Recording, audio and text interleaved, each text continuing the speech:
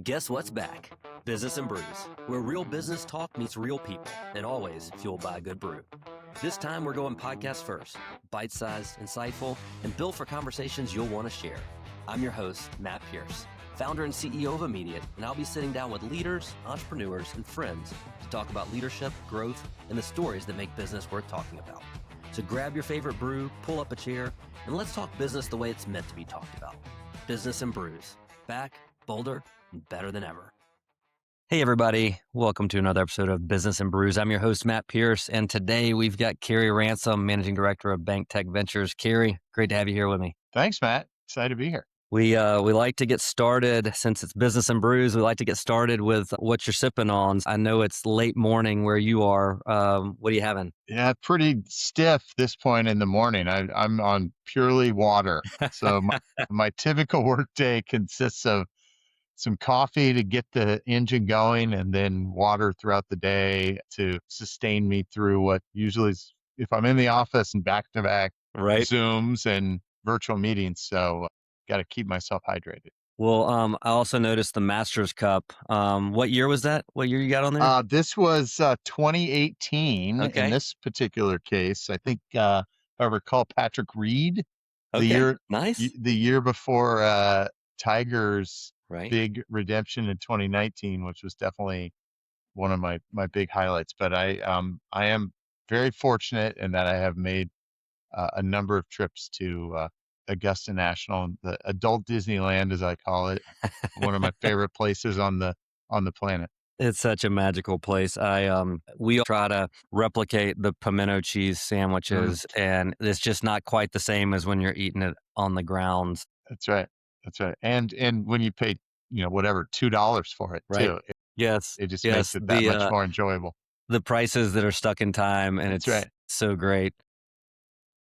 Yeah, I will Well, admit this did not hold water when I got it down there. of course not. Of course But it not. made the trip back with me. One of the things that I've always enjoyed about our conversations is you're an investor. You had a lot of time as an operator throughout your Yes. career. When I think about investors who are really successful, a lot of them are the ones who can say, I can view this from both sides of the table, and I'm going to be founder friendly, and we're going to work with people because we've been in their shoes. So if you don't mind, I'd love to hear just a little bit of a background, your journey, what's brought you to where you are today. Sure. My journey goes all the way back to my childhood because I grew up in a family business. So I was born into a operating family, and I spent a lot of time with my dad and even my grandfather growing up in our 100-year-old retail family business. So I think in a lot of my bios, it says, most of everything I learned about business, I learned in those years in a small community where we really understood that kind of multi-stakeholder business and even what the capitalistic model meant. And so, started there. I decided I was probably too entrepreneurial to join a family business. And so I was going to have to go figure it out on my own. And I got a penchant for technology. I was playing around with computers at a young age. And ultimately that drew me into the software industry because I just liked the business model of software. And if you could automate something and save people a bunch of time or give them a unique advantage, that there was both high margin and repeatability in it. And, I grew up around lumber and building materials. You had to move a lot of weight. And I kind of Right. like the idea with software of, your cost of goods once you had it built could be really, really low. And so it just always attracted me to that emerging category of business. So I got into that and it's really primarily stayed around it ever since in some way, and went from selling software to then helping to build it. So it had a number of product roles where I always was good at trying to understand what customers really wanted and needed, and then could go inside and try to translate that to the builders. And so I've ended up, if I look back at most of those 20 plus years, I was either playing a key role in customer facing or internally, and often just solving a key part of the business machine. So I've had every job. I say I've been the first at everything. I've played the CEO role when that was needed. I've been kind of a key partner or member of an executive team and did that serially across a whole bunch of companies where some cases I was there at the very beginning or I came in super early to help supplement the misfits who were trying to get it off the ground, Right. and just love that early building and value creation stages. As I left I think it was my eighth startup several years ago, I decided one at a time was probably not going to satiate my Right. entrepreneurial energy and curiosity. So I tried to figure out how to become a parallel entrepreneur. That led me to starting a venture studio with a partner called Operate, still going. Very cool. And we've got a couple dozen companies that we've been first check, co founder, some early hands and feet to just help some entrepreneurs that we could love, try and get Right. their dreams out of the ground. And through that, we actually started another operating company, which I was one of the three co-founders of a couple of years ago. And my partner Kyle and Jason are running a company called Bonus. And then about now, almost 5 years ago, my now partners approached me with BankTech and said, "We have this, we have this idea to bring together a whole bunch of banks across the country who are realizing they have this huge digital transformation challenge in front of them, and they're going to need help navigating that journey. We feel like if we can pool them, some of their capital together, we can help more of them in a collective effort." And we've got a couple banks involved. We've got ICBA as an advocacy organization involved, and we're kind of missing this last piece of the person who both understands the Right. entrepreneur, how to help them with some of their capitalization and strategy, and can really be the face because everybody else involved has day jobs. And because of my family business, we had 100-year history with a community bank. And I grew up with my grandfather on the board, and then my dad took his seat. And so I had a pretty good perspective on who these folks were and how committed they are to their communities and these servant hearts. And I agree, they needed help because most of them have not thought about technology as Mm-hmm. the enabler it can be to this next wave of community banking. And so as I started to lean into it, I said, this is an opportunity also for me to take all these years of building Mm-hmm. technology and Oh yeah. helping it transform businesses to help banks who I know do great work and have huge impact in their communities, but need this assistance to continue to be relevant, and frankly, earn the right to remain independent, which I believe is a key part of why our financial system is so useful and unique in the world. And so for me, it was this really high impact and high purpose opportunity to go build something that really didn't have a clear precedent. And I love that. Like for me, it's the next phase of my entrepreneurial journey. Yeah. To try to go figure this out. So we've been at it now for a few years, and it's gone very, very well. What a cool path. Like that to me is especially how it kind of comes back full circle, right? Like from growing up in a family business, seeing the impact that a community bank can have to fast forward something that I would assume early on you had no clue this was out there, that this was part of the destination or part of the journey along That's right. to the destination, that you're going to be in a spot where you're like, we're going to go collaborate with a bunch of community banks to go help them navigate just this digital wave. What a And it's so, yeah, it's so fun. It's so challenging. The pace of change just continues to accelerate. And some of these banks aren't going to choose to make that leap. right. And that's okay. I think Hmm. our role is to at least help them understand what's possible and what's out there. And then if they choose to continue on that journey, great. We're here to help them, and we think we can be a great assistant. If they don't, then they're at least clear headed and they can go figure out how to sell or merge their bank into something else that hopefully can continue. And I think most of them realize for sure that they just can't continue to do the same thing.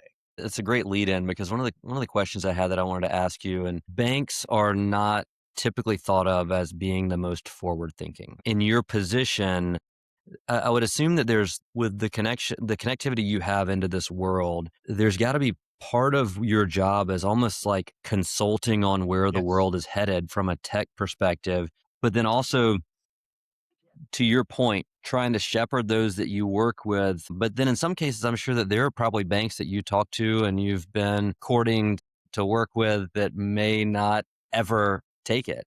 Obviously, from your background and hearing all the things, like you're a creative, big thinker. The fact that you started a venture studio early on says that you can identify characteristics and big ideas that you want to go invest in. You're working with a lot of entrepreneurs, a lot of early stage companies that have navigated into larger businesses that are Uh-huh. having a lot of success. You get to see a wide array on the spectrum. Can you talk about how that when you're working with some of these banks, especially like think about the ones that are a little more on the conservative side, how do you balance some of that in the conversations and the guidance you provide them? Yeah, I think our approach has been let's treat each bank as a customer and try to understand the unique perspective, capabilities, and even if we can, like pull out of them, like what is the future vision that they have for the best version of their future bank? Hmm. And sometimes it's trying to even illustrate for them if they want to be the best possible bank they can for the geographic community that they've served for 100 years or more. Sometimes it's helping them understand, okay, what's happening in your community. And if it's deteriorating, then you're probably only going to be as good as that community you're in. If you're in a community that's growing, Great that may point. be all you need. And you can just continue to rise with it, but understand the circumstances you're in. And I've said to some, look, you need to continue to layer new communities that aren't geographic on top of your bank to have a chance to even continue to serve the Right. one that you're in. You can't just stay still. You either have to be you're either growing or you're dying, Right. and recognizing what the natural trajectory is of your market so that you can make some strategic decisions accordingly. And so sometimes it's that like foundational in how we're engaging, which really all of what I just said has very little to do with technology. And it's Hmm. more either a mirror or some encouragement to say, hey, you just can't you can't let the inertia just keep driving. You need to actually grab the wheel Right. and pick a path that you're going to try to go down. And some of them are very open and amenable to that, and some aren't. And Hmm. I think that's how we start to really develop a profile for each of our banks. And then we can figure out the right engagement model to work with them. And the beautiful thing about our business model that I love is I don't have to worry about billing hours and charging them. And Yeah. as I say all the time, and I love that I can say this, make me say no, Right. where I go, ask for the world. Like, we have yet to have to turn down one of our banks on a request that they've had for support or help or anything. What in some cases we've had to do is it feels like at times we have to pull teeth to get them to Right. engage. And I have more banks that will apologize to me for not engaging and taking advantage of what we have to offer. Look, like I don't need your apology, but hopefully that is enough for you to go, there's a lot of value here that we're not using, Hmm. and that's our fault. Like Right. we're missing out, and we don't criticize or bemoan them. We say, look, we're here. We're doing this work. Our role in this industry is to be the most intelligent, the most connected, and the most aware of what's happening. And we're tracking thousands of companies because then when you need help from us, we've got access to pretty much all the knowledge that's out there. And I very strongly believe we are the most connected and aware of anybody out there because we have the incentive to be. And then we can be really responsive and valuable to our banks, but only to the extent they want to take advantage of it. Hmm. But what we've seen now over the last few years is they're starting to realize what they're a part of, and they're going, we should reach out to BankTech. We should call them they have a perspective, they've got advice, they've got ideas. Why are we trying to figure this all out ourselves? Which Right. was the whole reason why we created this in the first place, Yeah. to make it way more efficient and risk managed for everybody involved, because it's difficult as an independent small bank to understand the pace of this change. Well, to your credit, like you guys are everywhere. It's rare that I go to a conference that I don't bump into you or somebody from your team or hear about you guys or portfolio companies, things of that nature. I think you've done a great job of being like eyes and ears in the market. I appreciate that. And it, Obviously, for yeah, your for yourself, the team I've recruited, that was part of, I said, you have to love this. And that right, means showing up, being a part of it, engaging. And if you love this, then you're going to enjoy it. If you right. don't, this probably isn't the place or the organization to be a part of. And I think we've been very fortunate to find a group of people who do really, they love it and live it. Right. Well, and to me, being an expert means being out there. It means like knowing all these things, being able to put a lean into conversations in a lot of different areas. And I think that's, by being omnipresent, you guys are doing that, and you carry a really great reputation in the market. I appreciate that. Couple of other questions. When you think about the types of companies that you guys have invested in, so shifting away from the banks and a little bit more towards the businesses, what are some things that you typically look for? And I know that in some cases it may be, well, hey, we've got some LPs who are specifically looking for these kind of things, but I would assume it comes to overarching themes in the industry, but also when you really narrow it down to these are the companies, maybe you think about like, here's some of the top performers in our portfolio. What are things that you saw in an early stage as part of your diligence process that you've seen come true as they've gotten out there and started to perform? Great question. I definitely subscribe to this idea that, every startup is a snowflake. Right, And I'm probably way more comfortable with that idea than most people. Most people are looking for really high pattern recognition in this business. I think we're, at least and I would say, our group is a little more open minded there. So I'll start with that.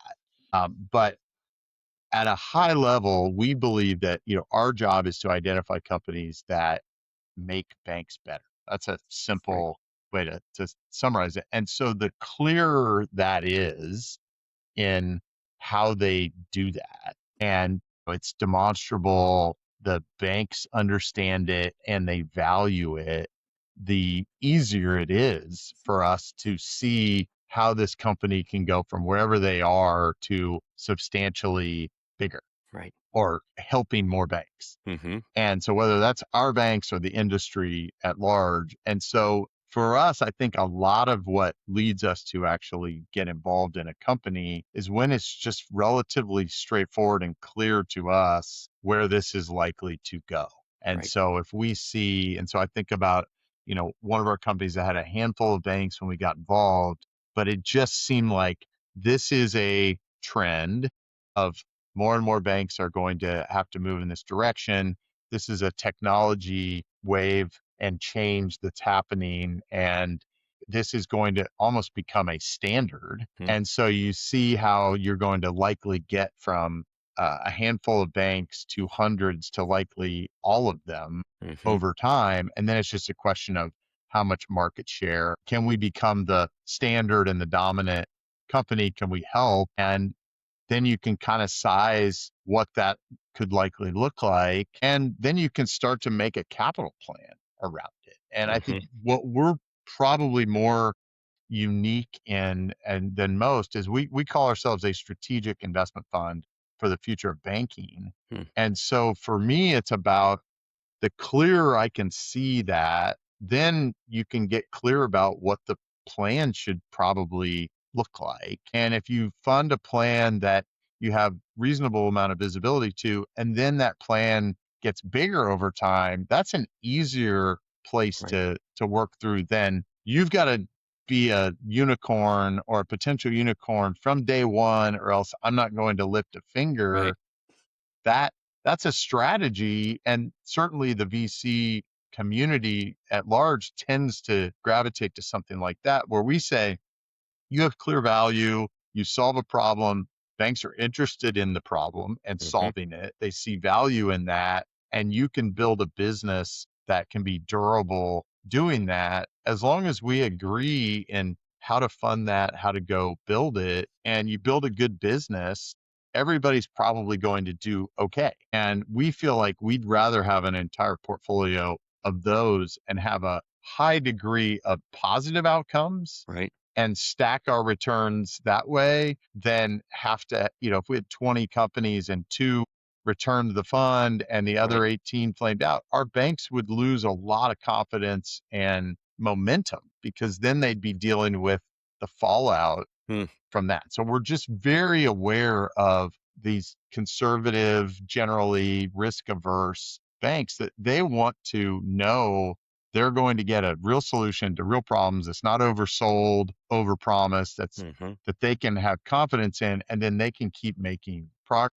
And that's really, I would say, the ecosystem that we piece together. And so we see a lot of founders that are just clearer headed probably than most about the realities of working with, selling into, supporting banks. And, there are plenty of times where I'll say, are you sure you really want to spend your day selling into and working with banks? If you've done it before, great. But if you Right. haven't, are you sure you know what you're signing up for? And if you are, then great. This could be a really good partnership. So hopefully that gives a little clarity as to like why I think we're just unique and different. And usually we're either the ideal partner or we're not that interesting and there's almost no in between. It's so fascinating to just kind of think about the conservative nature of your LPs and the idea of your fund being organizations that are going to help you guys out creates this more balanced approach to what you're looking to invest in versus, to your point, of some of these high flying VCs who are just stroking checks and going, we're betting on one of these things to have a multi-billion-dollar outcome that's going to support the rest of our portfolio that flames out. That's fascinating. And it makes so much sense. It, again, I mean, like, kind of going back to the beginning, I think that continues to support your personal journey of how, if we can do this the right way, you take your experience going through growing up in a business, a family run business, going through your own personal, getting into software businesses, creating a venture studio, going out and putting this all together, which leads to running a fund connected to community banks, which was back to the beginning, and understanding I've got an entire lifetime of experience working with community banks, knowing the way they operate. I'm going to make sure that we're putting the type of companies into this portfolio and in front of them that are going to be good and healthy and conservative in nature, but helping them push the ball forward. So what a cool way to kind of tie it all together. Yeah, it's again, to your point earlier. Yeah, who knew this would have been Right. this phase of life? And I don't know that I can project where we go from here, but I just remain wildly open minded and try to lean into things that have the right energy and momentum behind them. And that, I think I'm pretty comfortable with who I am and try to apply my personality with who I am and the values that I have to it. And uh, I think that's what I love about where I am right now is it is such high relational value on both sides. Like we Right. we really build these long-term relationships with our banks and want to be there to support them in any and all ways that we can. And it's the same thing with our companies. I subscribe to this idea of no founder left behind and want to try to see each of these entrepreneurs realize the best possible outcome that they can. And it's challenging. I've been there. I've been Mhm. that most of my life and want to help any way I can create unfair advantage or at least some other eyes and ears to maybe see around corners or anticipate or help pressure test different things to save time and save money and find ways to just hopefully help create a more positive outcome for more of them because I think on the margin that's better because I want to see people realize the dreams that they're trying to build. Well, Carey, this has been awesome. Thanks for the candor. It's we've known each other for a long time. I always enjoy when we get to spend some time together, Likewise, man. and was glad that we could record this one and let the world listen in, and really appreciate you just sharing a lot of really good insights. I hope that everyone, not hope, I know that people that are listening to this got a lot of value out of this. So thank you for being here with me today. Absolutely. Thanks for the opportunity. All right. Well, thank you, everybody. That's a wrap. Looking forward to sharing the next one. Thanks for joining us.